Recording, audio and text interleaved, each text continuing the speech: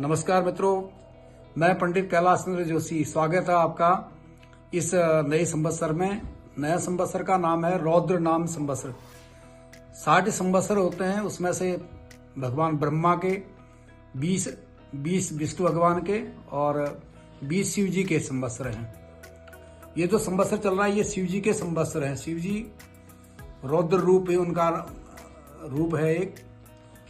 तो पहले ब्रह्मा के उसमें पालन, नई सृष्टि की उत्पत्ति के बारे में पालन करना, नई नई चीजें होना। दूसरा, विष्णु जो संवत्सर होते हैं उस 20 संवत्सरों में जीवन का सुखमय आनंदमय प्राप्त होना। और ये जो शिव संवत्सर है इसमें उथल पुथल आदि प्रकार के 20 प्रकार से ये संवत्सर टोटल मिला के 60 संवत्सर हैं। अब बात करते हैं रौद्र नाम संवत्सर है। सबसे पहले आपको बहुत बहुत शुभकामनाएं हैं रौद्र नाम संवत्सर की। ये संवत्सर रौद्र नाम होने से, रौद्र माने जो रुद्र का मतलब होता है अति क्रोध, रौद्र का मतलब होता है भयंकर, रौद्र रूप धारण करना। सबसे पहले आपको शुभकामनाएं फिर नए संवत्सर की सारे श्रोताओं को। और ये नव संवत्सर की हार्दिक शुभकामनाएं आपको फिर से। और संवत विक्रम संवत जो 2083 ये शुरू हो रहा है और साके 1948। राजा बृहस्पति हैं और मंत्री मंगल और सशेष गुरु हैं धनेश बुध। और इस प्रकार से कलयुग में 5127 और पूर्वाभोग जो हो गया है 43,200। इकाई दहाई सैकड़ा हजार 10,000 लाख 4,32,000। विश्वत मेष संक्रांति में पैट और पैट किसको है, किसको शुभ है, किसको अशुभ है। तो अपैट विश्वत संक्रांति का गत नक्षत्र के अनुसार जो है संक्रांति अपैट है कर्क वृश्चिक मीन राशि वालों को, जो बैसाख के महीने में ये वर्ष अपैट होता है। और संवत्सर जो अपैट है वो मेष सिंह धनु राशि को ये हर साल होता है। और जो वामपाद है, वामपाद दोष किसको गया है, जो नक्षत्र है कुंभ राशि का अंतिम नक्षत्र और साथ में मीन राशि वालों को ये भूपौ गया है। तो भूपौ के उपाय के लिए, शांति के लिए चांदी का पांव दान करना है, दही दान करना है, सफेद वस्त्र दान करना है, चावल दान करने हैं। इस प्रकार से 5 वस्तुएं अगले महीने में आप दान करेंगे जब सूर्य मेष राशि में जाएगा। और इस दान करने से शांति मिलेगी और जिनको अशुभ दृष्टि है, वामपाद दोष है, वो दोष दूर होंगे। उसके अलावा जो मेष सिंह धनु राशि वालों को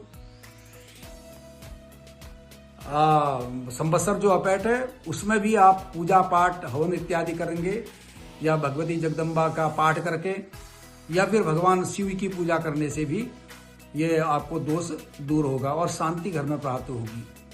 उसके अलावा कर्क वृश्चिक मीन राशि वालों को जो वर्ष अपैट है उसके लिए भी पूजा पाठ करने से भी आपके घर में शांति होगी, मनोकामना पूर्ण होगी। बाधा जितनी भी आती है कार्य करने में वो बाधाएं दूर होंगी।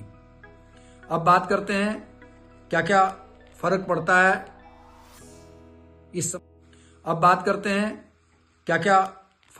है इस संवत्सर का राशियों पर। तो विशेष संक्रांतिगत नक्षत्र वातपाद जो संक्रांति है पूर्व भाद्रा, उत्तर भाद्रा, रेवती नक्षत्र वालों को अपैट है, जिसमें मीन राशि भी आती है और कुंभ राशि का एक अंतिम नक्षत्र आता है।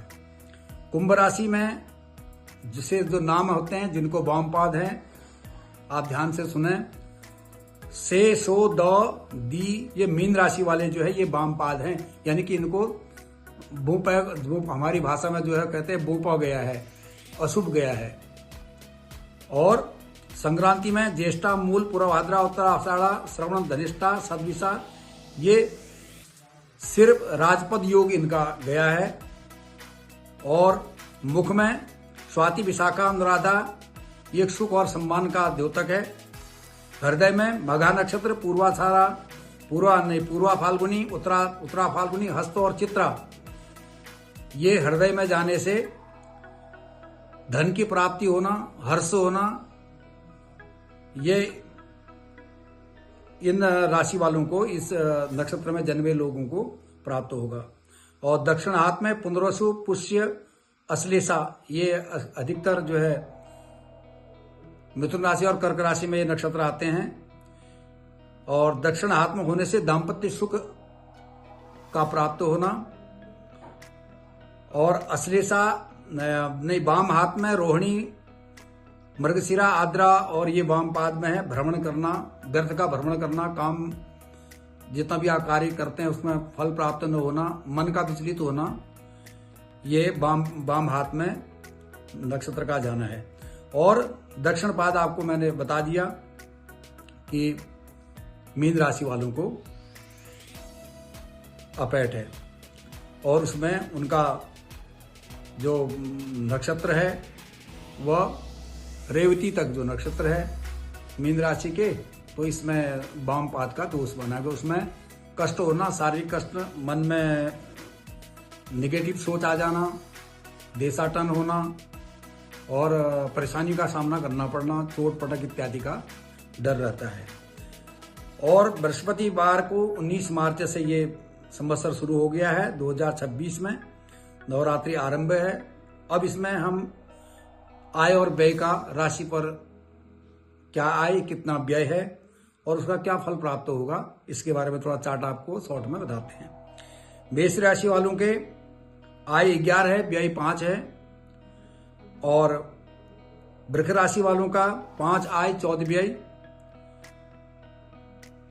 और मिथुन राशि का 8 आय 11 व्यय। कर्क राशि का 2 आय 11 व्यय। और सिंह राशि का 5 आय 5 व्यय। कन्या राशि का 8 आय 11 व्यय। तुला राशि का 5 आय 14 व्यय। वृश्चिक राशि का 11 आय और 5 व्यय। धनु राशि का 14 आय 19 व्यय। मकर राशि का 2 आय 8 व्यय। और कुंभ राशि के 2 आय और 8 व्यय। और इसी प्रकार से मीन राशि का 14 आय 11 व्यय। अब फल क्या है, मिश्रित क्या फल प्राप्त होगा। मेष राशि को विजय प्राप्त होगी। वृष राशि वालों का सुख प्राप्त होगा और मिथुन राशि को भी सुख प्राप्त है। कर्क राशि के रोग की संभावना। सिंह राशि में लाभ और कन्या राशि में सुख की प्राप्ति। वृश्चिक राशि में विजय आय 11 व्यय और सिंह राशि का 5 आय 5 व्यय। कन्या राशि का 8 आय 11 व्यय। तुला राशि का 5 आय 14 व्यय। वृश्चिक राशि का 11 आय और 5 व्यय। धनु राशि का 14 आय 19 व्यय। मकर राशि का 2 आय 8 व्यय। और कुंभ राशि के 2 आय और 8 व्यय। और इसी प्रकार से मीन राशि का 14 आय 11 व्यय। अब फल क्या है, मिश्रित क्या फल प्राप्त होगा। मेष राशि को विजय प्राप्त होगी। वृष राशि वालों का सुख प्राप्त होगा और मिथुन राशि को भी सुख प्राप्त है। कर्क राशि के रोग की संभावना। सिंह राशि में लाभ और कन्या राशि में सुख की प्राप्ति। वृश्चिक राशि में विजय प्राप्ति और धनु राशि में हानि है। और मकर राशि में लाभ है। कुंभ राशि में भी लाभ है और मीन राशि में हानि का द्योतक है, हानि की संभावना है।